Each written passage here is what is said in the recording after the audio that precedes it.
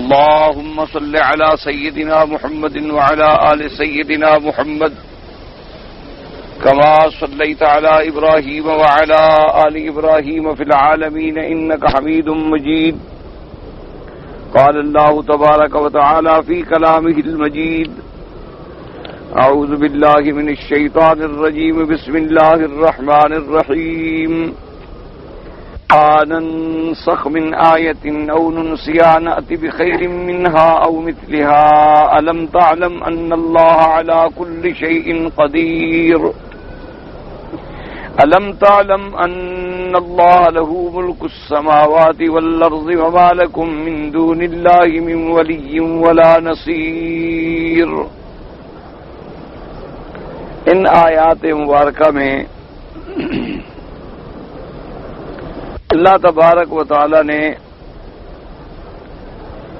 یہود اور اعداء اسلام کا رد فرمایا ہے.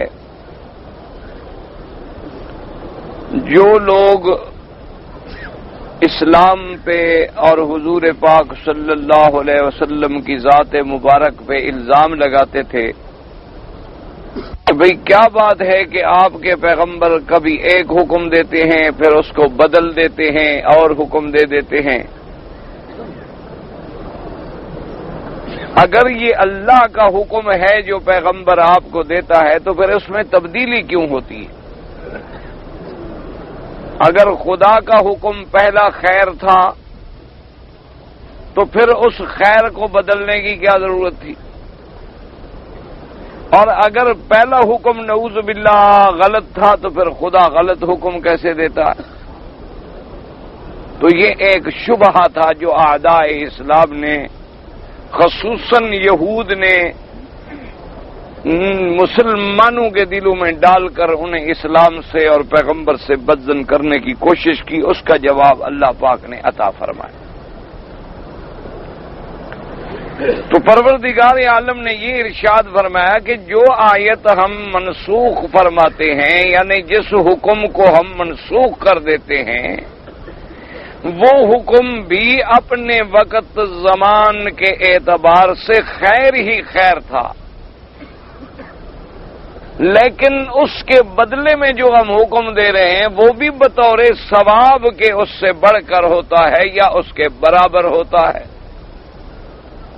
یعنی اعجاز نہیں. قرآن تو قرآن ہے. ایک آیت اگر پہلے نازل ہوئی اللہ کا کلام ہے اور دوسری آیت نازل ہو اللہ کا کلام تو اللہ کا کلام ہے. بہتر ہونے کا کیا مطلب؟ یعنی بطور ثواب، بطور اجر، بطور مثوبت پہلے حکم سے دوسرے حکم میں زیادہ بہتری ہے، زیادہ ثواب ہے، یا اس کے برابر ثواب ہے لیکن مصلحت کے تقاضے کے مطابق اس حکم کا بدلنا جو ہے وہ ضروری تھا. جیسے میں نے کل آپ کو اس کی مثالیں بھی عرض کر دیں کہ اگر کسی مصلحت وقت کے مطابق حکم نہ بدلا جائے تو یہ تو بہت بڑی امت کے لیے مشکل ہو جائے. یہ تو اللہ کی رحمت ہی رحمت ہے، اللہ کا فضل ہی فضل ہے کہ وہ اپنے حکم سے امت کے محمد مصطفیٰ صلی اللہ علیہ وسلم کے لیے رحمت پیدا فرما دیتے. اب دوسری مثال یوں سمجھیں کہ ناسخ اور منسوخ جو ہیں اس کے اندر بھی پھر کئی قسمیں ہیں. ایک ناسخ منسوخ یہ ہوتا ہے کہ بھی پہلے ایک حکم تھا، اللہ نے اس حکم کو منسوخ فرما دیا تو وہ آیت بھی منسوخ تلاوت ہو گئی. یعنی اب نہ وہ آیت پڑھی جاتی ہے اور نہ اس حکم پر عمل کیا جاتا ہے. ایک منسوخ کی شکل یہ ہوتی ہے. اس کی مثالیں انشاءاللہ آپ پڑھیں گے آگے. اس کو کہتی ہیں کہ منسوخ الحکم والتلاوت، یعنی حکم بھی منسوخ اور اس کی تلاوت کرنا، آیت کا پڑھنا جو ہے وہ بھی منسوخ. یوں سمجھ لیں اس کی مثال ایک میں عرض کر دوں کہ سورۃ الاحزاب جو ہے یہ سورت مبارک جو ہے بڑی طویل سورت تھی، حتیٰ کہ بعض صحابہ فرماتے ہیں کہ سورت البقرہ کے برابر تھی، یعنی تقریباً 200 آیات۔ اور اب سورت الاحزاب جو اللہ کے قرآن میں موجود ہے اس میں 73 آیات ہیں، تو باقی جو ہیں وہ اللہ نے منسوخ الحکم بھی ہو گئی اور منسوخ التلاوت بھی ہو گئی۔ اب نہ تو وہ پڑھی جاتی ہیں اور نہ ہی اس حکم پہ عمل ہوتا ہے۔ تو ایک قسم تو یہ ہو گئی منسوخ الحکم والتلاوت۔ اچھا، ایک دوسری قسم یاد رکھیں کہ منسوخ الحکم تو ہے لیکن منسوخ التلاوت نہیں ہے، یعنی قرآن پاک میں وہ آیت موجود ہے، پڑھی جاتی ہے، لیکن حکم اس کا ختم ہو گیا، اعتبار تلاوت ختم نہیں ہوا، تلاوت میں ثواب اس کا موجود ہے۔ اس کی بھی میں ایک مثال عرض کر دوں کہ پہلے حکم یہ ہوتا تھا کہ اگر کسی عورت کا خامند مر جائے تو اس کی عدت جو ہے وہ 1 سال تھی، یعنی کوئی عورت اس کا خامند فوت ہو گیا تو فوت ہونے کی عدت الوفات جو تھی وہ 1 سال تھی۔ اب اللہ تبارک و تعالی نے دوسرا حکم دے کے پہلے حکم منسوخ فرمایا کہ بھی اگر کسی عورت کا شوہر فوت ہو جائے تو 4 اشہر و عشرہ، اس کی عدت ہے 4 مہینے 10 دن۔ اچھا، اب پہلی جو آیت ہے سال والی وہ بھی پڑھی جاتی ہے لیکن اس میں عمل نہیں ہوتا، آیت موجود ہے، باقی تلاوت ہے لیکن منسوخ الحکم ہے کیونکہ اس کے بعد دوسری آیت آ گئی۔ تو اب پہلی آیت بھی موجود ہے، تلاوت کی جاتی ہے کہ خامد کے مرنے کے بعد جو ہے عورت کے خامد مر جائے تو عدت ہے 1 سال۔ دوسرا حکم مبارک آیا کہ عدت ہے 4 مہینے 10 دن۔ تو اب دونوں آیتیں پڑھی جاتی ہیں لیکن پہلی آیت جو ہے وہ منسوخ الحکم تو ہے، منسوخ التلاوت نہیں۔ یہ بھی اللہ کا کرم ہے کہ چلو بھی حکم نہ رہا لیکن بندوں کو ثواب تو ہوتا رہے تلاوت کا، تلاوت کرتے رہیں، آیت مبارک پڑھتے رہیں۔ اسی طریقے سے بعین ہی آپ اگر سورۃ المزمل میں نظر ڈالیں تو اللہ نے اپنے پاک پیغمبر کو حکم دیا کہ یا ایھا المزمل قم اللیل الا قلیلا، کہ رات کا زیادہ تر حصہ جو ہے آپ اللہ کی عبادت میں گزاریں مگر تھوڑا سا آرام بھی کر لیں۔ اب پھر اس کی تقسیم آئی کہ نصف یا تو آدھی رات تلاوت آدھی رات قیام، اب انقص منہ قلیلا، یا یہ ہے کہ یوں سمجھیں 2 حصے عبادت 1 حصے قیام، یا 2 حصے آرام اور 1 حصہ عبادت۔ یہ آیات بھی موجود ہیں اور آخر میں آ گیا کہ فقرؤوا ما تیسر من القرآن۔ اللہ نے فرمایا کہ میرے پاک نبی صلی اللہ علیہ وسلم ان ربک یعلم انک تقوم ادنی من ثلثی اللیل ونصفہ وثلثہ وطائفۃ من الذین معک واللہ یقدر اللیل والنہار علم ان لن تحصوہ فتاب علیکم فقرؤوا ما تیسر من القرآن۔ اللہ نے ایک فیصلہ فرما دیا، اللہ نے فرمایا میرے مدنی ہم جانتے ہیں آپ جاگتے ہیں، آپ عبادت کرتے ہیں، آپ کے ساتھ صحابہ بھی عبادت کرتے ہیں اور آپ کو اس میں جو تکلیف ہوتی ہے اس کا بھی ہمیں علم ہے۔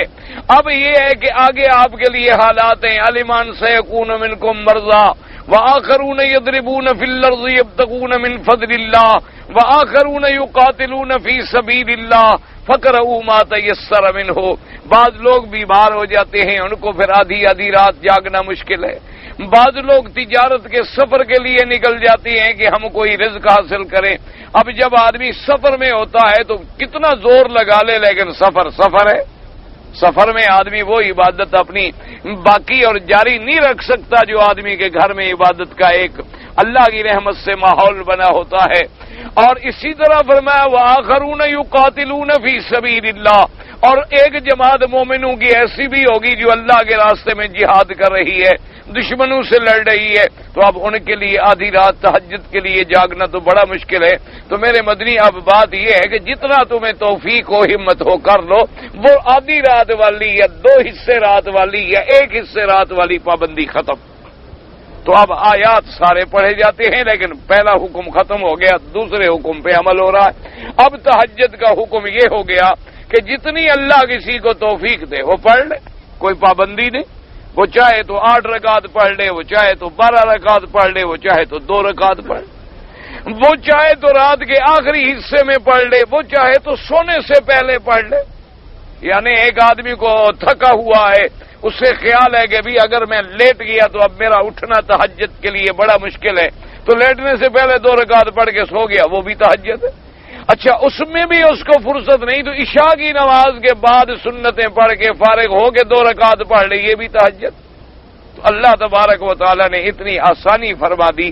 تو اب یعنی ایک مثال آپ کے سامنے آ گئی کہ آیات پڑھی جا رہی ہیں، منسوخ التلاوت بھی نہیں ہے لیکن منسوخ الحکم ہے۔ یا تو منسوخ الحکم و منسوخ التلاوہ ایک قسم، یا منسوخ الحکم التلاوت باقیۃ، یہ دوسری حکم۔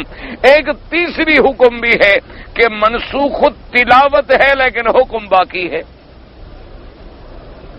ایک تیسری صورت بھی ہے منسوخ کی کہ اس آیت کا تلاوت کرنا تو منسوخ ہو گیا لیکن حکم باقی ہے۔ اس کے لیے اس کی وجہ کیا ہے؟ تاکہ اللہ تبارک و تعالی اپنے بندوں کو آزماتے ہیں کہ ہم نے ایک دفعہ ایک حکم دیا، ہم نے ایک حکم جاری فرمایا، ضروری تو نہیں ہر وقت وہ حکم لکھا ہوا آپ کے سامنے رکھا رہے، بس ہمارے نبی نے بتلا دیا کہ وہ حکم باقی ہے، اس کو اللہ نے منسوخ نہیں کیا۔ جیسے کہ رجم کی آیت ہے، الشیخ والشیخۃ اذا زنیا فرجموہما البتۃ نکالا من اللہ۔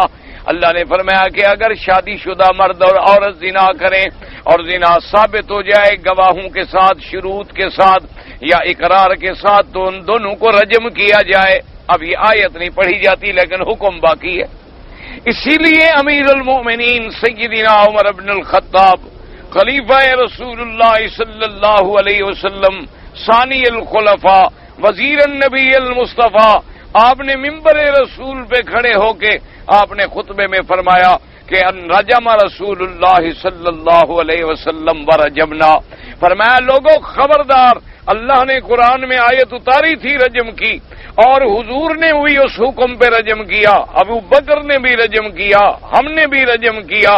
ایسا نہ ہو کہ صدیاں گزرنے کے بعد کچھ لوگ آ جائیں جو کہیں کہ انا لم نجد آیت الرجم فی کتاب اللہ، کہ اللہ کے قرآن میں وہ آیت رجم تو ہے نہیں لہذا ہم رجم کیوں کریں۔ فرمایا واللہ لولا نخاف، اگر میں نہ ڈرتا اس بات سے کہ کل کو آنے والے لوگ کہیں یہ نہ کہہ دیں کہ زید فی کتاب اللہ او نقص منہ، کہ اللہ کے قرآن میں بڑھا دیا گیا یا گھٹا دیا گیا، تو میں حکم دیتا کہ آیت الرجم کو لکھ دیا جائے، لیکن چونکہ اللہ کے قرآن میں ایسا کرنے کی ہمیں اجازت نہیں، جو چیز منسوخ التلاوت ہے وہ منسوخ التلاوت ہے لیکن اس کا حکم باقی ہے۔ تو اب یہ 3 قسمیں آ گئی نسخی، کہ یا تو ایک ہوتا ہے منسوخ التلاوت والحکم، کہ تلاوت بھی منسوخ اور حکم بھی منسوخ، جیسے کہ سورۃ الاحزاب کی تقریباً یعنی اندازہ کریں کہ 100 کے قریب آیات جو ہیں منسوخ التلاوت بھی ہیں اور منسوخ الحکم بھی ہیں، کیونکہ سورۃ الاحزاب سورۃ البقرہ کے برابر تھی، یعنی تقریباً 100 آیا اور اب باقی ہے 73 آیا۔ تو یہ منسوخ التلاوت بھی ہے، منسوخ الحکم بھی ہے۔ اور کبھی یہ ہوتا ہے کہ تلاوت موجود ہے لیکن حکم منسوخ ہے، اور کبھی یہ ہوتا ہے حکم موجود ہے اور تلاوت منسوخ ہے۔ تو ناسخ اور منسوخ کے یہ 3 قسمیں جو ہیں، 3 انواع جو ہیں، علماء کرام نے، مفسرین عظام نے اور سلف صالحین نے کتابوں میں اور تفسیروں میں ذکر فرمائے ہیں، اور تینوں میں اللہ تبارک و تعالیٰ کی کروڑ کروڑ حکمتیں۔ اور اسی کے ساتھ یہ بات بھی یاد رکھیں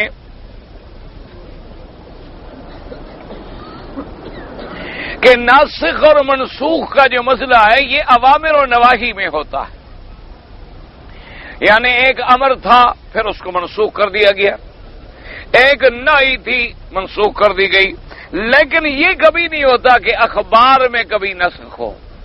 یہ بات ایک ہوتی ہے اخبار، کہ ایک خبر دی ہے میرے آقا اللہ کے نبی نے کہ اللہ تبارک و تعالی نے قوم عاد کے بارے میں یہ خبر دی، قوم سمود کے بارے میں یہ خبر دی، قوم نوح کے بارے میں یہ اخبار ہے۔ اخبار میں نسخ نہیں ہوتا، کہ وہ تو ایک خبر ہے، ایک واقعہ ہے، ایک قصہ ہے، اس میں نسخ ہونے کا کوئی سوال پیدا نہیں ہوتا۔ نسخ تو جب بھی ہوگا کسی حکم میں ہوگا، امر میں ہوگا یا نہی میں ہوگا، اور حکمت کے تقاضے اور مصلحت کے تقاضے بھی یہی ہیں کہ احکام میں حسب احوال تغیر اور تبدل کیا جاتا ہے۔ لیکن ایک بات یاد رکھیں، علماء نے یہ بھی لکھا ہے کہ مثلا ایک حکم تھا کہ میرے آقا نے خاتم الانبیاء نے صلی اللہ علیہ وسلم نے مکے میں ابتدائی طور پہ نمازیں پڑھی مسجد اقصی کی طرف، یعنی حضور کا قبلہ تھا مسجد اقصی۔ حضور صلی اللہ علیہ وسلم کی تمنا یہ تھی کہ اللہ کعبہ ابراہیمی کو قبلہ بنا دے۔ اب حضور نمازیں پڑھتے رہے اور حضور رکن یمانی اور حجر اسود کے درمیان کی جو طرف ہے اس طرف میں حضور پاک زیادہ نماز پڑھتے تھے، کیونکہ جب حضور وہاں کھڑے ہوتے تو یہ کعبہ بھی درمیان میں آ جاتا اور رخ بھی بیت المقدس کی طرف ہو جاتا۔ لیکن جب میرے مدنی سرکار مدینہ منورہ تشریف لے گئے تو اب جب وہ مسجد اقصی کی طرف رخ کرتے تھے تو مسجد الحرام کو تو پشت ہو جاتی تھی، کیونکہ اب کعبۃ اللہ تو سامنے آنے کا سوال پیدا نہیں ہوتا، جو کہ مسجد اقصی بھی ادھر۔ تو اللہ تبارک و تعالی نے اس پہلے حکم کو ختم فرما دیا، حکم دیا کہ فَوَلِّ وَجْهَكَ شَطْرَ الْمَسْجِدِ الْحَرَامِ۔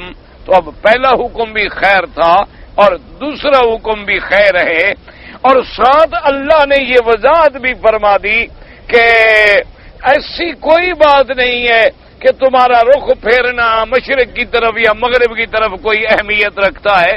اصل بات تو یہ ہے کہ کیا تم اپنے اللہ کے حکم کے پابند ہو کے نہیں ہو، بس بات صرف اتنا ہے۔ ورنہ نہ ہم بیت الاقدس کو سجدہ کرتے ہیں، نہ اللہ کے کعبے کے ان پتھروں کو ہم سجدہ کرتے ہیں، ہم تو سجدہ اپنے خدا کو کرتے ہیں۔ جیسے آج کل بڑا ایک جھگڑا چلا ہوا ہے نا لوگوں میں کہ کوئی بنیاد پرست ہے یا نہیں ہے، یہ ایک اصطلاح آج کل نکلی ہوئی ہے۔ مجھ سے بھی ایک جلسے میں سوال کیا گیا، جی بنیاد پرست، میں نے کہا کیا بنیاد پرست؟ بھئی کوئی سورج پرست، کوئی آگ پرست، کوئی دیوتا پرست، کوئی سانپ پرست، کوئی قبر پرست، ہم تو خدا پرست ہیں، ہم کیا بنیاد وغیرہ کے بنیاد پرست تھوڑے ہیں، ہم تو خدا پرست ہیں، خدا کی عبادت کرنے والے لوگ ہیں، ہم کسی کی پرستش کا کیا کریں؟ یہ تو ایسے ہیں، بس ایک عیسائیوں کے زمانے میں ایک اصطلاح تھی فنڈامنٹلزم کی، اسی کو اب انہوں نے مسلمانوں کے گلے میں ڈالا ہوا ہے، یہ شو کرنے کے لیے کہ ہاں جی یہ بڑے جو پرانے مولوی اور پرانے مسلمان اور پکے قسم کے لوگ ہیں جو بالکل انچ ادھر ادھر ہٹنا نہیں چاہتے، یہ بڑے بنیاد پرست ہیں، یہ بڑے خطرناک ہیں۔ اصل میں یہ اصطلاح عیسائیت کے اندر تھی، اس کا اسلام سے کوئی تعلق ہی نہیں ہے، اور مسلمان تو ہوتا ہی خدا پرست ہے، وہ تو کسی اور کی پرستش کا تصور بھی نہیں کر سکتا، سوچ ہی نہیں سکتا ہے، تصور بھی نہیں کر سکتا۔ تو اب ہم جب کعبے کی طرف رخ کرتے ہیں تو یہ جیت ہے، ورنہ ہم سجدہ تو اپنے خدا کو کر رہے ہیں۔ اسی لیے یہ قاعدہ ہے کہ بعض ہندو کہتے ہیں نا، دیکھو جی اگر ہم پتھر کو سجدہ کرتے ہیں تو مسلمان بھی تو پتھر کو سجدہ کرتا ہے۔ بعض ہندو مسلمانوں پر یہ اعتراض کرتے ہیں کہ بھی اگر ہم اپنے دیوتا کو اپنے بتوں کے سامنے کھڑے ہو کے سجدہ کرتے ہیں تو تم بھی تو یہ ہے کہ پتھر کی بنی ہوئی عمارت کے سامنے جھکتے ہو، لہذا تم بھی پتھر کو سجدہ کرتے ہو، تو یہ خیال غلط ہے۔ اس لیے مثلا اگر بفرض محال آج اس کعبے کی عمارت نہ ہو تو کیا ہم نماز چھوڑ دیں گے؟ جب یہ کعبہ تعمیر ہو رہا تھا باقاعدہ گرا دیا گیا، زمین کے برابر ہو گیا، تو لوگ نماز پڑھنی چھوڑ گئے تھے کہ کیونکہ پتھر ہمارے سامنے نہیں تو نماز ہم کیسے پڑھیں؟ یا آج اگر ہم ہوائی جہاز میں اڑ رہے ہوتے ہیں اور نماز پڑھ رہے ہوتے ہیں تو کوئی کعبہ ہمارے سامنے ہوتا ہے؟ تو اگر ہم پتھر کے پجاری ہوتے تو وہاں بھی پہلے ایک پتھر کا بت کھڑا کر کے نماز پڑھتے۔ اچھا، اسی طرح ابھی بھی اگر ہم تیسری منزل کی چھت پہ کھڑے ہو جائیں تو کعبہ تو نیچے رہ جاتے ہیں، ہم تو اوپر کھڑے ہوئے ہیں کعبے سے۔ لہذا صاف سمجھ آ گئی کہ مسلمان پتھر کی پوجا نہیں کرتا، وہ تو اللہ کے حکم پر اللہ کا سجدہ کرتا ہے، اور سجدے کے لیے اللہ نے ایک مرکز توجہ بنا دیا ہے کہ آخر مسلمانوں کی توجہ کا بھی تو کوئی مرکز ہو، کوئی جہت ہو۔ یہ تو نہ ہو کہ ایک آدمی ادھر منہ کر لے، ایک ادھر منہ کر لے، ایک ادھر کر لے اور ایک ادھر کر لے، چار آدمی مختلف جہتوں میں نماز پڑھیں تو ایک تماشا لگے گا۔ اللہ نے ایک مرکز بنا دیا، ایک قبلہ بنا دیا، ایک مرکز توجہ بنا دیا، اور یہی وہ مرکزیت ہے، اور یہی وہ اجتماعیت ہے، اور یہی وہ اتحاد ہے جو دشمن سے برداشت نہیں ہوتا کہ جب مغرب کی نماز کا وقت آئے، عشاء کی نماز کا وقت آئے، فجر کی نماز کا وقت آئے، ظہر کی نماز کا وقت آئے، مسلمان دنیا کے کسی کنارے میں وہ سب کعبے کی طرف متوجہ ہو کے کھڑے ہو جاتے۔ فَوَلِّ وَجْهَكَ شَطْرَ الْمَسْجِدِ الْحَرَامِ۔ تو اس لیے اب یہ کہنا کہ پہلا کعبہ اچھا نہیں تھا، پہلا کعبہ بھی اچھا تھا، یہ کعبہ بھی بہتر ہے، لیکن اس کے اندر ثواب زیادہ بڑھا دیا گیا کہ یہاں عبادت جو ہے وہ 1,00,000 کے برابر ہو گئی۔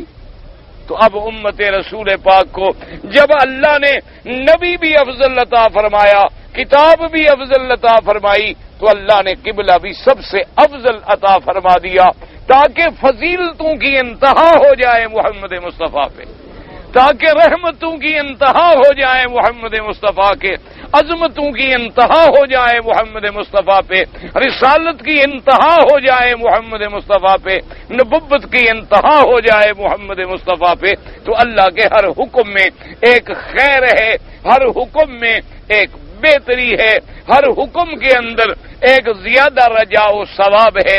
اب جو بات میں نے کرنی تھی وہ یہ ہے کہ جب کعبے کا حکم منسوخ ہوا، ہمیں تو اس وقت پتہ چلا نا جی جب اللہ نے قرآن بھیجا، فَوَلِّ وَجْهَكَ شَطْرَ الْمَسْجِدِ الْحَرَامِ۔ اللہ نے حکم دے دیا کہ میرے مدنی آپ کی تمنا کا ہمیں علم ہے، ہم حکم دیتے ہیں کہ اب آپ اپنا رخ جو ہے وہ مسجد الحرام کی طرف پھیر لیں۔ جب آیت اتری تو میرے نبی کو علم ہوا، صحابہ کو علم ہوا، مسلمانوں کو علم ہوا، تو بعض علماء نے فرمایا سمجھو ہمارے علم میں تو آرڈر کے بعد چیز آئی، لیکن اللہ کے علم میں پہلے تھا کہ کس زمانے کے کس دن کس گھڑی تک قبلہ بیت المقدس رہے گا، اس کے بعد کعبہ بنے گا۔ اس کے علم میں تو یہ سب چیز پہلے سے موجود تھی، یہ تو ہمارے لیے ایک نئی چیز بن گئی۔ ہمارے علم میں تب آئی جب اللہ نے قرآن اتارا، جب اللہ تبارک و تعالی نے قرآن اتارا تو ہمارے علم میں ایک بات آ گئی، لیکن اللہ کے علم میں تو یہ مسئلہ پہلے سے موجود تھا۔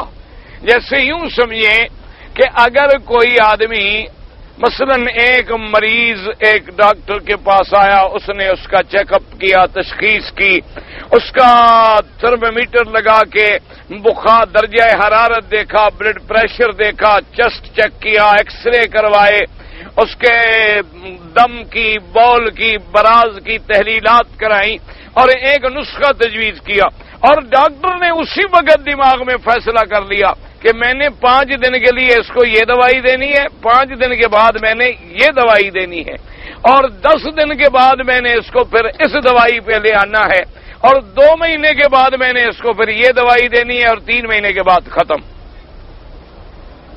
اب ہمیں جب دوا دیتا ہے ہمیں اس وقت پتہ لگتا ہے او جی گولی بدل گئی، کل تو اور گولی تھی آج اور آ گئی۔ چونکہ ہمیں علم نہیں ہوتا اس لیے ہم کہتے ہیں کہ پہلی گولی بدل گئی، نئی آ گئی۔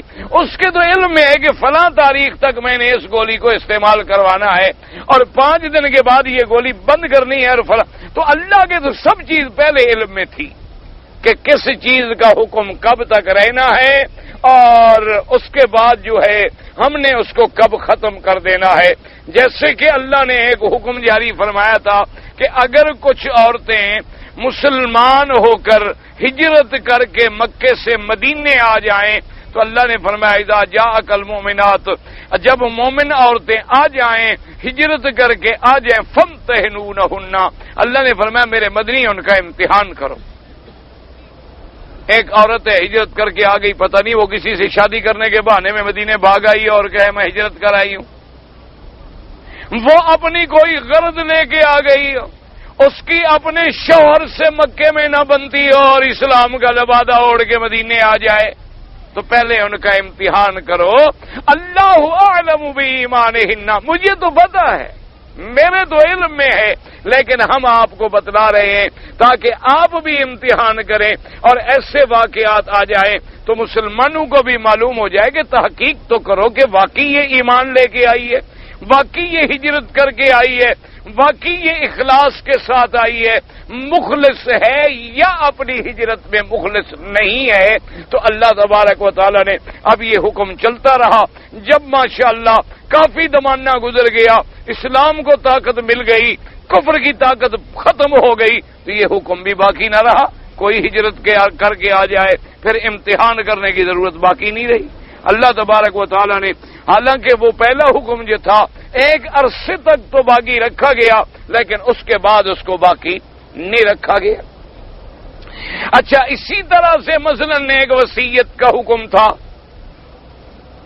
وصیت کا حکم یہ تھا کہ ہر آدمی اپنے مال میں سے اپنے رشتہ داروں کے لیے، اولو الارحام کے لیے جو ہے بھئی وصیت کرے، کچھ نہ کچھ ان کو دے جائے، جو اس کے رشتہ دار ہیں ان کو وصیت کے لیے وصیت کر دے کہ بھی میرے مال میں سے اتنا حصہ جو ہے فلاں رشتہ دار کو، اتنا فلاں رشتہ دار کو، اتنا فلاں رشتہ دار۔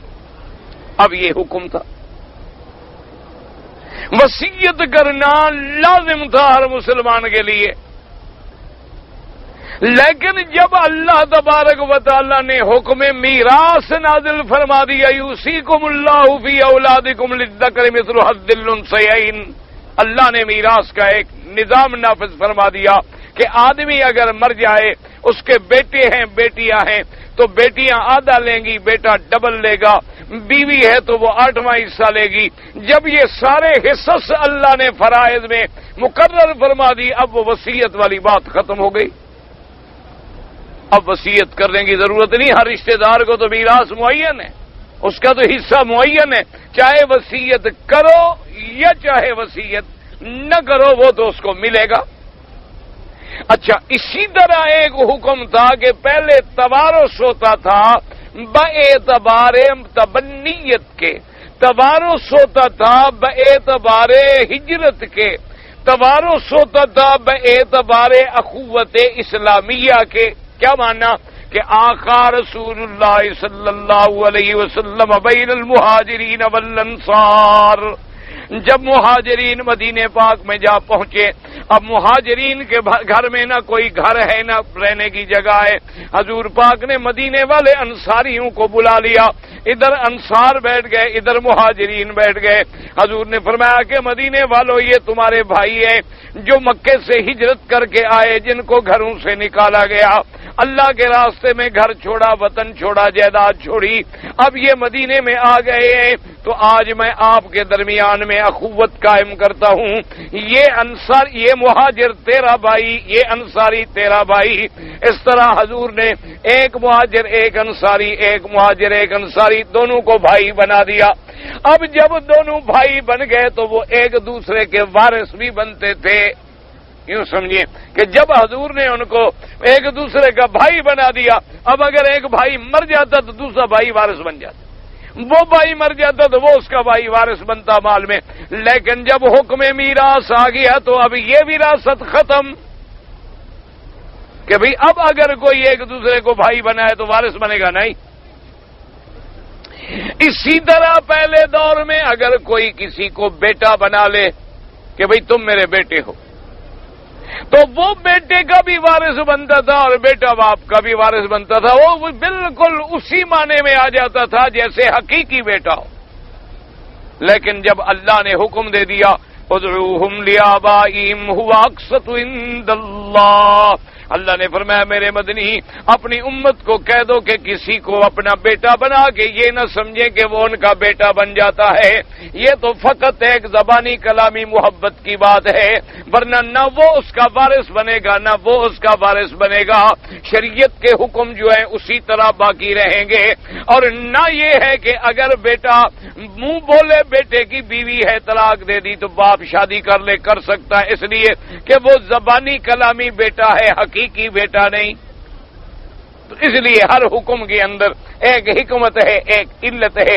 حالانکہ پہلے دور میں یہ ہوتا تھا کہ جب کسی نے کسی کو بیٹا کہہ دیا تو وہ اس کا وارث بھی بن جاتا تھا اور میراث میں باقاعدہ حصہ لیتا تھا، میراث میں باقاعدہ اس کا دخل ہوتا تھا، اور اس کی بیوی یہ سمجھی جاتی تھی گویا حقیقی بیٹے کی بیوی ہے، بہو ہے۔ جیسے حقیقی بیٹے کی بیوی سے نکاح ناجائز ہے، اس کے ساتھ بھی نکاح ناجائز سمجھا جاتا۔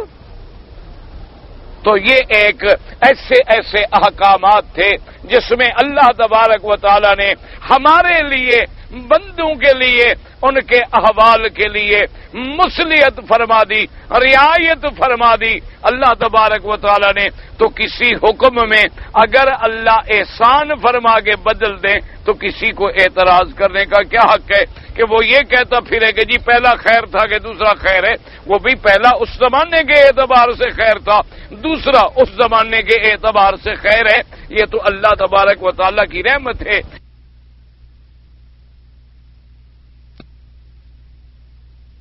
جیسے اچھا بعض یہ ہوتا ہے، یہ ہے ناسخ منسوخ۔ ایک یہ ہے کہ پہلے حکم نہیں تھا، حکم آیا ہی بعد میں، وہ علیحدہ مسئلہ ہے کہ پہلے حکم ہی نہیں تھا، جیسے پردے کا حکم نہیں تھا تو اب حضور کے گھر میں بھی صحابہ آتے تھے، کھانا کھاتے تھے، حضور بھی صحابہ کے گھر میں جاتے تھے تو کوئی پردہ نہیں ہوتا تھا۔ اللہ نے جب پردے کا حکم نازل کر دیا، اب حضور نے اپنے خادم اپنے پیارے حضرت انس کو بھی منع فرما دیا کہ بس آج کے بعد تم میرے گھر میں داخل نہیں ہو سکتے، اللہ نے پردے کا حکم دے دیا، ختم اب تمہارا۔ حالانکہ باوجود اس کے کہ حضور کی جتنی بیویاں ہیں وہ امت کے لیے ماں کا درجہ رکھتی ہیں، اور ماں بھی بنص قطعی، ماں بھی ایسے نہیں کہ زبانی کلامی، اللہ نے قرآن میں کہہ دیا کہ میرے مدنی کی جتنی بیویاں ہیں وہ امت کی مائیں ہیں، تو باعتبار قرآن کے وہ ہماری ماں ہیں، لیکن پردہ باقی۔ اچھا ماں ہیں تو ہم بیٹے ان کے وارث بن جائیں گے؟ نہ۔ ماں ہیں تو کیا ہم بیٹے جا کے اپنی ماں سے بات کریں بیٹھ جائیں؟ نہ، بالکل نہ۔ اچھا ماں کا حکم صرف نبی کی بیوی کو ہے، یاد رکھو، مسئلہ سمجھو۔ اللہ نے امت کے لیے جو ماں کا حکم دیا ہے یہ حکم صرف نبی کی بیوی کو حاصل ہے، نبی کی بیٹیوں کو بھی یہ مرتبہ حاصل نہیں۔ مسئلہ سمجھیں، ان بیویوں کی اولاد کو بھی یہ مسئلہ حاصل نہیں۔ کیوں؟ اگر ان کو یہ مسئلہ حاصل ہو تو جب نبی کی بیوی ہماری ماں بنی تو ان کی بیٹی ہماری کیا بنے گی؟ بہن بنے گی۔ تو پھر بہن سے تو نکاح نہیں ہو سکتا، پھر حضرت علی کا نکاح کیسے ہوا؟ حضرت عثمان کا نکاح کیسے ہوا؟ تو اس لیے یہ حکم صرف اسی تک محدود ہے، ازواجہ امہاتہم، کہ یہ مرتبہ اللہ نے نبی کی بیویوں کو دے دیا۔ اس کی حکمت کیا ہے؟ اس کی حکمتیں کروڑوں ہیں، لیکن ایک موٹی بات یاد رکھو کہ ایک دفعہ حضور پاک اپنی بیویوں سے ناراض ہو گئے۔ حضور پاک نے قسم کھا لی کہ میں اپنی بیویوں کے گھر میں نہیں جاؤں گا 1 مہینے کے لیے۔ بڑا لمبا واقعہ ہے، اور بہرحال جب مہینہ گزر گیا اللہ نے قرآن مقدس میں آیت نازل فرما دی کہ میرے پاک نبی آپ ایسا کریں کہ اپنی ساری بیویوں کو کہہ دیں کہ ان کنتن تردن الحیات الدنیا وزینتہا فتعالین امتعکن واسرحکن سراحا جمیلا، کہ اے میری بیویوں اگر تمہیں دنیا کی زینت، دنیا کے محلات، دنیا کا پیسہ، دولت، آرام چاہیے تو آ جاؤ، میرے پاس جو کچھ ہے 2 کپڑے دے کے میں عزت سے طلاق دے دوں، جاؤ جہاں مرضی ہے جا کے شادی کر لو۔ وَإِن كُنتُنَّ تُرِدْنَ اللَّهَ وَرَسُولَهُ وَالدَّارَ الْآخِرَةَ، اگر تم اللہ کو چنتی ہو اللہ کے رسول کو چنتی ہو اور دار الآخرت کو چنتی ہو، کیونکہ نبی کے گھر میں تو کھجوریں بھی نہیں ہیں پیٹ بھر کے کھانے کے لیے، حضور کے دروازے پر تو لکڑی کا دروازہ بھی نہیں ہے، ایک سیاہ رنگ کا کپڑا تھا، ٹاٹ ڈالا ہوا تھا، وہ دروازہ تھا۔ حضور صلی اللہ علیہ وسلم کے لیے سونے کا بستر کوئی نہیں، ایک چمڑے کے اندر کھجور کی چھال بھری ہوئی تھی۔ حضور کا سرانہ مبارک جو ہے ایک چمڑے کے اندر چھال بھری ہوئی تھی، وہ سرانہ تھا۔ تو اگر تم اللہ کو چن لو، اللہ کے رسول کو چن لو، دار آخرت کو چن لو، تو پھر دنیا میں تو تکلیفیں برداشت کرنی پڑیں گی، البتہ آخرت میں ان اللہ اعد للمحسنات منکن اجرا عظیما، پھر اللہ نے تمہارے لیے بڑا اجر بڑا ثواب جو ہے محفوظ کر کے رکھا ہوا ہے۔ اب تمہارے سامنے مرضی ہے، یا دنیا چن لو یا خدا اور رسول کو چن لو۔ جب یہ آیت تخییر نازل ہوئی تو سب سے پہلے حضور بی بی عائشہ صدیقہ کے گھر میں آئے رضی اللہ تعالی عنہا۔ حضور نے فرمایا کہ عائشہ بات سنو، کہ اللہ نے قرآن مقدس میں ایک آیت اتاری ہے، آیت تخییر، لیکن سن لو اور جواب دینے میں جلدی نہ کرنا۔ بی بی عائشہ بڑی عالمہ تھی، بڑی ذکیہ تھی ماشاءاللہ۔ اس نے کہا حضور وہ فیصلہ تو بعد میں کریں گے، آپ نے قسم کھائی تھی مہینے کے لیے، آج تو 29 دن گزرے ہیں، آپ نے قسم کیوں توڑ دی؟ بی عائشہ کو حضور کی قسم کا فکر تھا نا، کہ نبی کی قسم ہے، کوئی مذاق تو نہیں، آپ کی میری قسم تو نہیں ہے نا 10 کھا لی اور 10 توڑ دی۔ ہم تو قسم کھاتے اس لیے ہیں نا کہ توڑ دیں، ہمارے ہاں تو منافقت آ گئی ہے نا کہ قسم بھی کھا لی توڑ بھی دی، اور خدا کی قسم تو ایسے کھاتے ہیں جیسے کوئی مٹھائی اور چاکلیٹ کھا رہے ہوں، اور جانتے ہیں کہ ہم جھوٹی قسمیں کھا رہے ہیں۔ تو وہ تو عائشہ تھی، اسے تو پتا تھا کہ اللہ کے نبی کی بات تو کبھی غلط ہو نہیں سکتی، جب نبی نے فرمایا اور قسم کھا لی تو خدا کے نبی کی قسم کیسے غلط ہو؟ تو بی بی عائشہ حیران ہوگی، اس نے کہا یا رسول اللہ ایک تو آج تو 29واں دن ہے، اور اس میں اشارہ بھی تھا کہ حضور ہم آپ کی محبت میں دن گن رہے ہیں، ایک ایک دن ہمیں یاد ہے، یہ نہیں کہ ہم بھول گئے، آج تو 29 ہوئے ہیں۔ حضور نے فرمایا عائشہ شب مہینہ جو ہوتا ہے ہا قضا ہا قضا ہا قضا، اور کبھی ہا قضا ہا قضا ہا قضا، کہ کبھی مہینہ 30 کا ہوتا ہے، کبھی 29 کا ہوتا ہے، یہ مہینہ 29 کا تھا، میں نے اپنی قسم پوری کی ہے۔ اللہ کا نبی کبھی غلط قسم نہیں کھاتے اور نہ کبھی قسم کھانے کے بعد توڑ دیتے ہیں، میری قسم پوری ہے۔ اب یہ اللہ کی مرضی ہے کہ نبی کو بیویوں کا زیادہ فراق کے لیے اس نے مہینہ 29 کا کر دے، اللہ کی مرضی، وہ قادر ہیں، چاہے 30 کا کر دیں چاہے 29 کا کر دیں۔ یہ تو ہمارے جاہلوں کا عقیدہ ہوتا ہے نا کہ جی پچھلا مہینہ 29 کا تھا تو یہ 30 کا ہو، وہ یہ کس نے کہا ہے تمہیں؟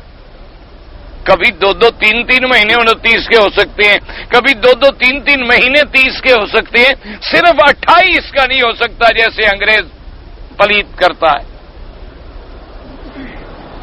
اس کے نزدیک ایک مہینہ ہے فروری کا جو 28 دن کا ہو جاتا ہے، حالانکہ 28 دن میں یاد رکھیں چاند کا دورہ مکمل ہوتا ہے، اس کے بعد یا 29 ہوگا یا 30 ہوگا۔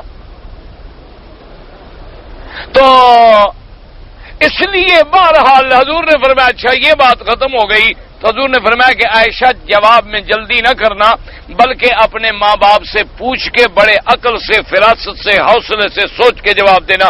بی بی عائشہ نے کہا حضور فرمائیے، اللہ کے نبی نے یہ آیتیں پڑھی کہ تم اللہ کو چن لو یا پھر دنیا کو چن لو، تو اس نے کہا حضور اس میں بھی کوئی مشورے کی ضرورت ہے بھلا، کہ اس کے لیے میں اپنے والدین سے مشورہ کرنے جاؤں؟ میں نے تو آپ کو چن لیا، اللہ کو چن لیا، اللہ کے رسول کو چن لیا، ہمیں دنیا کا آرام نہیں چاہیے۔ اور بی بی عائشہ نے کہا اچھا حضور آپ ایسا کریں کہ جو جواب میں نے دیا ہے دوسری بیویوں کو نہ بتلا دیں، کیونکہ ہر بیوی پر یہ کہے گی کہ اچھا جیسے پہلی بیوی نے کہا، ہر بیوی اپنے عقل پہ جواب دے۔ حضور نے کہا پوچھا تو میں بتلا دوں گا، اگر کسی نے نہ پوچھا تو پھر نہیں بتلاؤں گا، اگر پوچھا تو اللہ کا نبی سچ بولتا۔ تو بہرحال تمام بیویوں نے اللہ کو اور اللہ کے رسول کو چن لیا. تو اب اللہ نے فرمایا میرے مدنی لا یحل لک من بعد، اب اس کے بعد آپ کو کسی بیوی کے بدلنے کا اختیار ہی نہیں ہے. جنہوں نے ہمیں چن لیا ہے ہم نے بھی تیرے لیے چن لیا. انہوں نے آپ کو چن لیا، ان کو ہم نے آپ کے لیے چن لیا ہے. اب آپ کسی بیوی کو طلاق دے کے اور بیوی لے آنا چاہیں کوئی اجازت نہیں. بس جتنے نکاح ہو گئے ختم. تبدیل کرنا چاہیں نہیں کر سکتے. بس اب یہ آپ کی بیویاں رہیں گی. اور میرا مدنی ہم ایک حکم جاری کر دیتے ہیں کہ تیری بیویاں جو ہیں امت کے لیے مائیں ہیں. کیا مانا؟ کوئی امتی کی امت تک تیری بیوی سے شادی نہیں کر سکتا. کیوں؟ اگر تیری بیوی کسی سے شادی کر لے تو جس کے نکاح میں فوت ہوگی قیامت میں اس کو ملے گی. کیونکہ قاعدہ یہ ہے کہ ہر بیوی کی آمد میں اپنے خامند کو ملے گی، لیکن کس خامند کو؟ جس کے نکاح میں مرے گی. ایک آدمی نے مثلا طلاق دے دی، اس عورت نے دوسری شادی کر لی، تو جس کے نکاح میں، جس کی عصمت میں مرے گی کی آمد میں اس کو ملے گی. اگر نبی کی بیوی کا بھی نکاح ہو سکتا تو پھر وہ نبی کے ساتھ تو نہ رہتی نا. اللہ نے فرمایا چونکہ انہوں نے آپ کو چن لیا ہے ہم نے بھی آپ کے لیے چن لیا ہے. اب دنیا میں بھی وہ آپ کے ساتھ ہیں اور جنت میں بھی وہ آپ کے ساتھ، آخرت میں بھی وہ آپ کے ساتھ رہیں گی.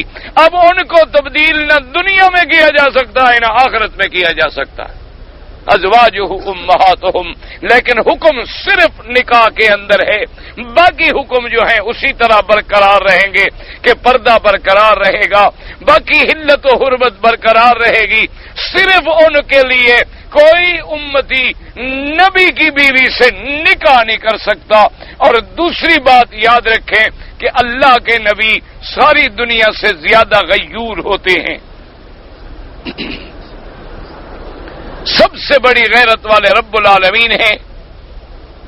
اسی لیے تو اللہ نے اپنا شریک برداشت نہیں کیا نا. نہ ایمان سے کہو کوئی غیرت والا شریک برداشت کر سکتا ہے؟ نہ غیرت والا آدمی برداشت کر سکتا ہے کہ میری بیوی کے اندر ایک آدھا دوست اور بھی شریک رہ جائے؟ کر سکتا ہے؟ نہ آج کل کے شریف تو خیر کر سکتے ہیں. مقصد ہے بات ہو رہی ہے غیرت مند آدمی کی. آج کل کے شریف کیا ہے؟ وہ تو جیسے چابی کار کی بدلتے ہیں ویسے بیوی بدلتے ہیں.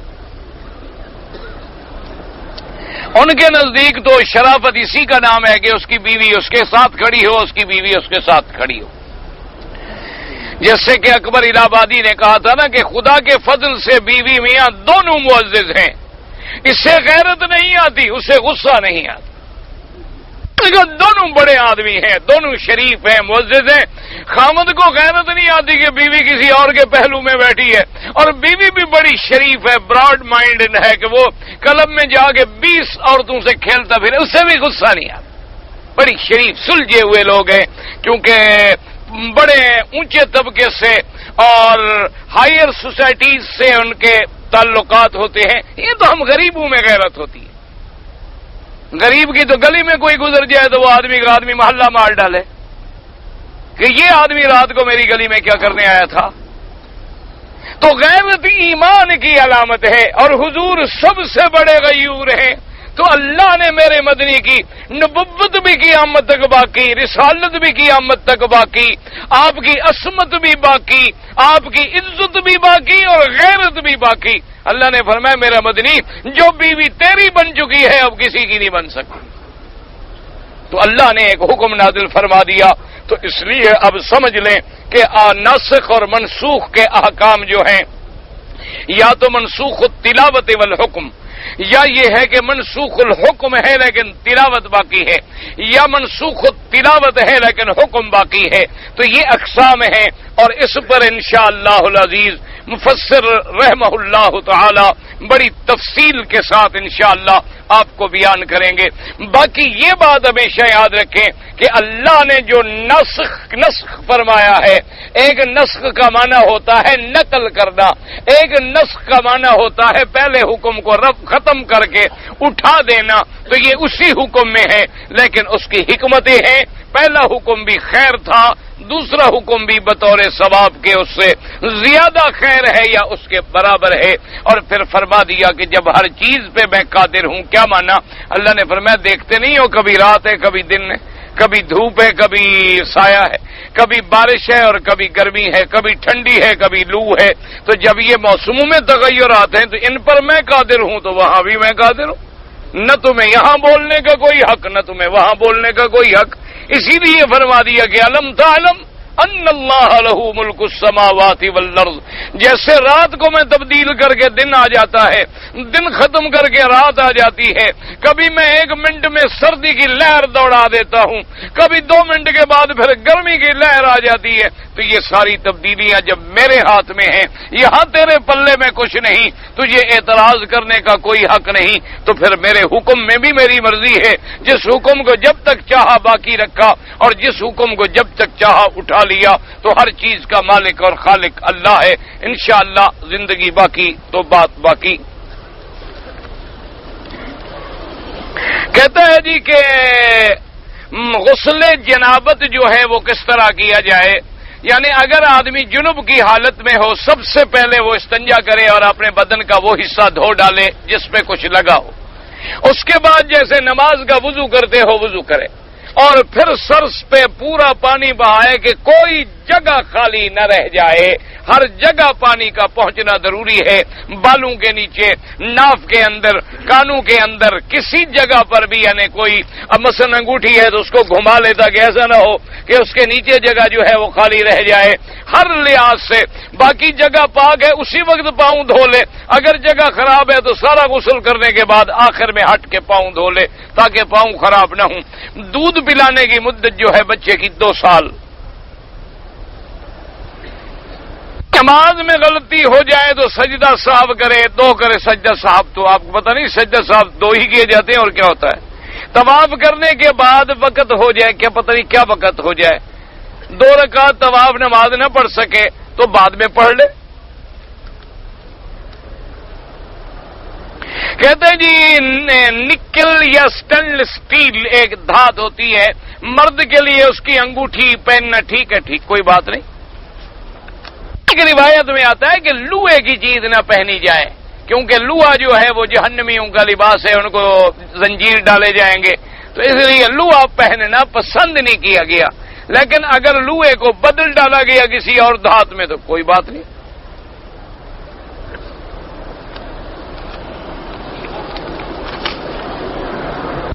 وضو جو ہے اگر میرا گھٹنا کھل جائے تو ٹوٹ جاتا ہے، نہیں ٹوٹ جاتا، وضو پکا ہوتا ہے.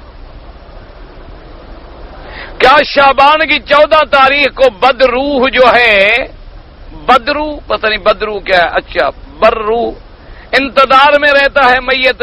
میت کیا انتظار کرے گا؟ میت تو ہر وقت انتظار میں ہے، اس کے لیے دعا کرو. یہ نہیں کہ صرف 14 کی رات انتظار کرتا ہے باقی سال تم مزے کرو. آج کل لوگوں نے ایک ڈیٹ معین کر دی ہے نا کہ باپ کو 14 کی رات یاد کیا، ماں کو 15 کی رات یاد کیا، کوئی بھائی ہوا تو اس کو 16 کی رات یاد کیا، باقی سال چھٹی. اور خدا کے بندے سارا سال یاد کرو. یہ 14 13 تو تم نے خود بنائی ہے. جی ایک آدمی نے 100 کا نوٹ دیا، دکھایا، دے دیا اور دکھایا، اس کے بعد چلا گیا، نوٹ نہیں. اللہ جانے کون کوئی جادوگر ہو، خدا بچائے شیطانوں سے. ماں باپ یا استاد کو بوسہ دینا سنت ہے، ہاں ماتھے پر، ماں کو نہیں. ہم ایک عورت کے بال کاٹنا بھول گئے. بہرحال اگر اس نے بالکل بال نہیں کٹائے اور احرام کھول دیا تو ایک بکری دم دینی پڑے گی. لیکن اگر کچھ دیر کے بعد یاد آ گئی بات اور بال کاٹ لیے تو پھر کوئی دم نہیں. اگر کوئی عورت گھر میں نماز کبھی کبھار پڑھے تو اس کے ثواب میں کمی نہیں زیادتی ہے. عورت گھر میں نماز پڑھے تو زیادہ ثواب ہے. اگر ایک عورت کو کوئی غیر مرد سلام کرے تو وہ جواب دے، نہ دے جواب، کیونکہ اسی میں تو فتنہ ہے. اور فتنہ بڑھتا کیسے ہے؟ اسی سے تو پھر ایک دفعہ سلام کا جواب، پھر میٹھی میٹھی باتیں، پھر بات بڑھتی گئی.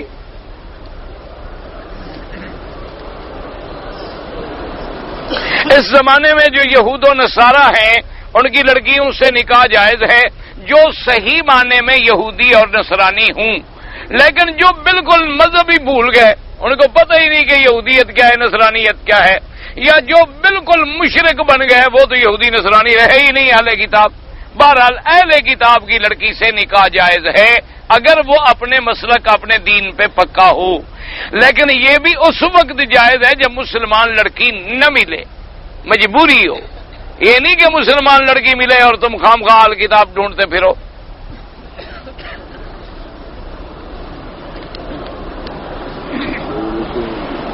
ایک آدمی کی بیوی کسی دوسرے آدمی کے ساتھ تعلق تھے، لڑکا پیدا ہوا، وہ لڑکا بڑا ہو گیا، پڑھ لکھ گیا، مسجد کا امام بن گیا۔ اب تمہیں پتہ ہے کہ ضروری اسی سے پیدا ہوا، اس کے خاوند سے پیدا ہوا ہو؟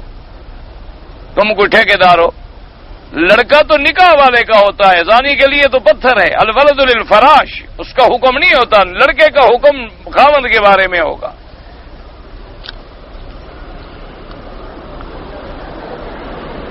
اگر آدمی اپنی بیوی کو کسی دوسرے مرد کے ساتھ دیکھے تو مارنے کا حکم ہے، شریعت مارنے کا حکم نہیں دیتی۔ شریعت کہتی ہے کہ باقاعدہ قاضی کو عدالت میں درخواست دو، ثابت کرو اور اس کو حد لگے۔ اگر کسی نے غیرت میں آگے مار دیا تو اللہ قادر ہے گناہ معاف کر دے غیرت والے کا، لیکن شریعت یہ حکم دے گی کہ کیا کہتے ہیں کہ صحابہ کرام نے قرآن کی بہت سی آیتیں گرا دی ہیں، تو اب تو حضرت علی کا لکھا ہوا قرآن موجود ہے، ملا کے دیکھ لیں کتنی آیتیں گری ہوئی ہیں۔ کالی مہندی لگانا، کالی مہندی نہ لگائیں، اس میں سرخ ملا کے لگائیں۔ ہمارے پاک رسول نے ابھی آپ کے تو چند بال سفید ہوئے تھے، سفید ہوئے ہی نہیں تھے۔ حضور صلی اللہ علیہ وسلم کے داڑھی مبارک میں چند بال سفید تھے۔ حضور پاک کا سایہ تھا، بالکل سایہ تھا، یہ آپ کو کس نے کہا کہ سایہ نہیں تھا؟ مزید سے کپڑے ناپاک ہو جاتے ہیں، نہیں ہو جاتے ہیں، غسل بھی ضروری نہیں ہوتا، وضو کر لیں۔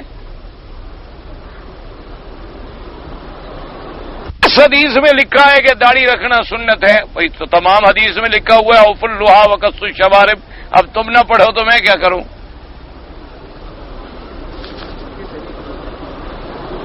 میں دمام سے مکے میں پہنچا، کام کے لیے آیا، عمرہ کرنے کے ارادے سے بس اسٹینڈ میقات جانے گیا، لوگوں سے پوچھا میقات کے لیے، جب لوگوں نے کہا کہ بس جا رہی ہے تو گویا وہ بس تنیم چلی گئی، میں احرام وہاں سے باندھا، عمرہ کیا۔ تم دمام سے جب آئے تو عمرہ کیوں نہیں باندھا؟ اصل میں جب دمام سے آئے تو میقات تو تم گزر گئے ہو، تو انفیوں کے نزدیک تو دم پڑ جاتی ہے، باقی ائمہ کے نزدیک تمہارے لیے گنجائش ہے، تم کہتے ہو کہ میں کاروبار کے لیے آیا تھا، عمرے کے لیے آیا ہی نہیں تھا۔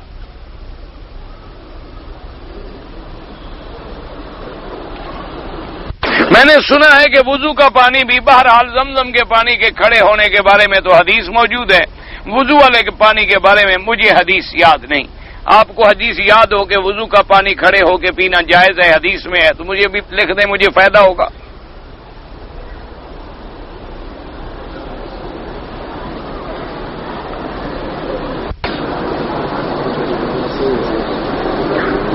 میرا بھائی تھا، میں نے فون پر بات کیا، ناراض ہو گیا، فوت ہو گیا۔ میں نے بھائی کو پھر خواب میں دیکھا سفید کپڑوں میں، اچھا شکر کرو کہ بھی وہ انشاءاللہ سفید کپڑوں میں دیکھا جائے تو خیر کی علامت ہوتی ہے۔ تحیت المسجد 2 رکعت اور 2 رکعت واجب الطواف سورج نکلنے سے پہلے حنفی حضرات کے لیے منع ہے، باقی تمام ائمہ کے نزدیک حرم میں جائز ہے۔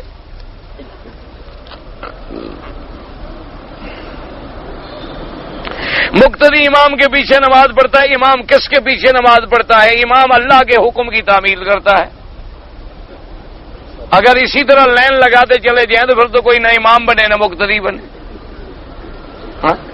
وہ امام کس کے پیچھے، وہ کس کے پیچھے، وہ کس کے پیچھے، وہ کس کے پیچھے، لائن ہی لگاتے رہے نا۔ ایسے لوگوں کے دماغ میں پتہ نہیں کیوں ایسے مسئلے آتے ہیں۔ اب بیوی کہے کہ تم میرے شوہر ہو، میں تمہاری بیوی ہوں، تو پھر تم مجھ سے پہلے کس کے شوہر تھے؟ اور تم سے پہلے میں کس کی بیوی تھی؟ یہ تو عقل دوڑانے والی باتیں ہیں، بے وقوفی والی باتیں ہیں۔ حضور نے حکم دیا کہ بھی جماعت ہے تو ایک امام بنے گا، بس باقی ہم مقتدی۔ امام تو ایک ہے، پھر اس کے امام کا کیا بنا؟ اگر اس کا امام ہو تو وہ مقتدی بن گیا، امام تو نہ رہا۔ امام کا معنی یہی ہوتا ہے کہ ہم سب مقتدی بنے اور وہ امام بنے۔ کچھ لوگ کہتے ہیں کہ اللہ تعالیٰ حاضر ناظر ہے، کچھ کہتے ہیں کہ حضور حاضر ناظر، کچھ لوگ کہتے ہیں ابھی تک اس کو پتہ نہیں ہے، 1400 سال گزر گئے ہیں، شریف کو ابھی عقیدے کا بھی پتہ نہیں ہے۔ اور خدا کے بندے، اللہ کی ذات جو ہے وہ اپنے علم کے ساتھ ہر جگہ موجود ہے، اور یہ عقیدہ نبی ولی کے بارے میں رکھا جائے تو کفر اور شرک ہے۔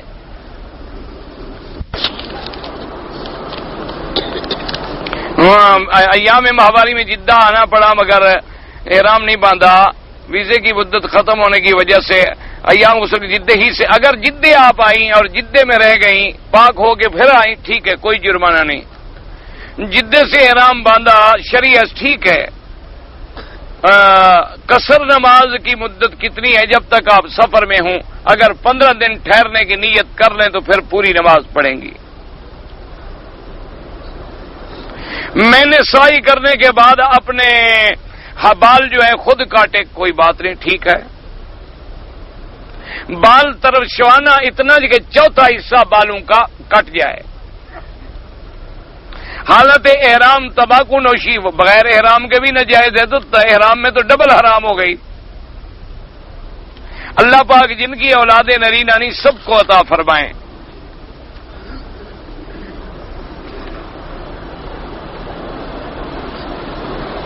میرے 6 بچے ہیں، ڈاکٹر کہتے ہیں کہ اب تمہاری بیوی کو تکلیف ہے تو بھی بچے بند کرا دیں، تو کچھ عرصے کے لیے آپ بند کرا سکتے ہیں، مستقل بند نہ کروائیں، یعنی بالکل رحم نہ نکال دیں، بلکہ وہ ٹیوب جو ہوتی ہے بچہ دانی کے ساتھ ڈاکٹر اس کا علیحدہ کر دیتے ہیں کنیکشن، جب چاہیں گے پھر جوڑ دیں گے۔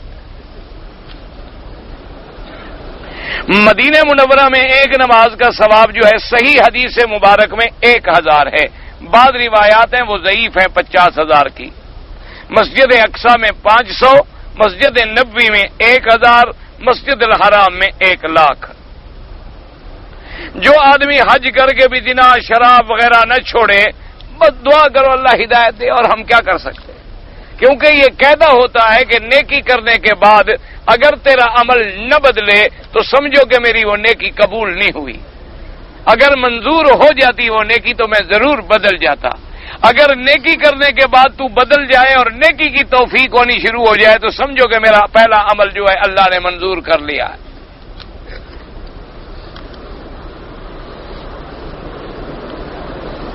پتہ نہیں یہ کیا لکھا ہے۔ باقی جس آدمی نے عمر بھر نماز نہیں پڑھا، توبہ کرے، استغفار کرے اور قضا کرنے کی کوشش کرے۔ اور نماز نہ پڑھنا جو ہے بہت بڑا جرم ہے، بلکہ 3 امام تو اس کو فاسق و فاجر کہتے ہیں۔ امام احمد بن حنبل رحمۃ اللہ علیہ فرماتے ہیں ایک نماز بھی اگر کوئی عمدن چھوڑ دے تو وہ کافر ہو جاتا ہے اور اس کا نکاح بھی ٹوٹ جاتا ہے، اور اگر مر جائے تو اس کا جنازہ بھی نہ پڑھو اور مسلمانوں کے قبرستان میں دفن بھی نہ کرو۔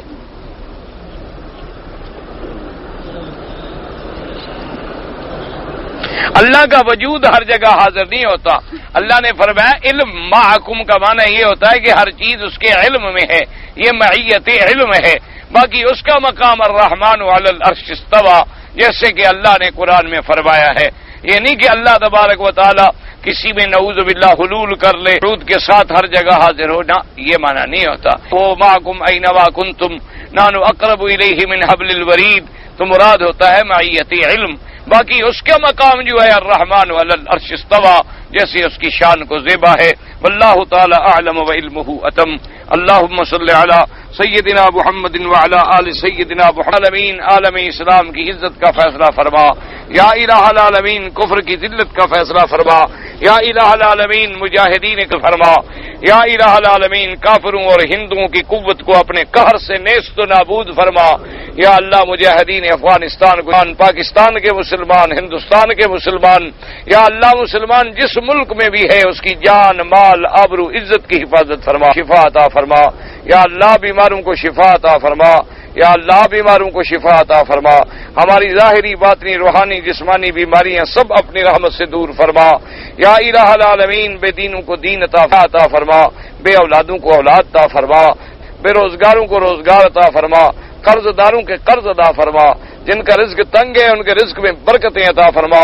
اللہم یسر امورنا، اللہم یسر امورنا، اللهم يسر امورنا، اللهم استر عوراتنا، آمن روآتنا، خفف لوآتنا، اللهم اجعلنا وللمسلمين من كل هم فرجا، ومن كل ضيق مخرجا، ومن كل بلاء عافيا. اللهم انصر الاسلام والمسلمين، اللهم احفظ سائر بلاد المسلمين وهذا البلد الامين، فاجعلها آمنا مطمئنا سخاء رخاء الى يوم الدين برحمتك يا ارحم الراحمين. صلی اللہ تعالی علی خیر خلقہ سیدنا محمد وعلی آلہ واصحابہ اجمعین. انشاءاللہ کل میں انشاءاللہ کل باہر جاؤں گا پاکستان سفر پہ، تو اب درس جو ہے اللہ کو منظور ہے، چونکہ پھر آئیں گے تو رمضان شریف ہوگا، تو اب رمضان کے بعد انشاءاللہ.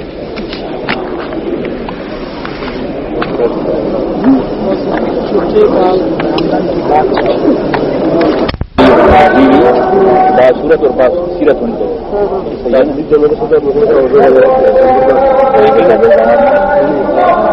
جب میں نے اپنے دوست سے بات کی تو اس نے میرے ساتھ ضد کی، بولا کہ نہیں یہ غلط ہے، بالکل وہ یہ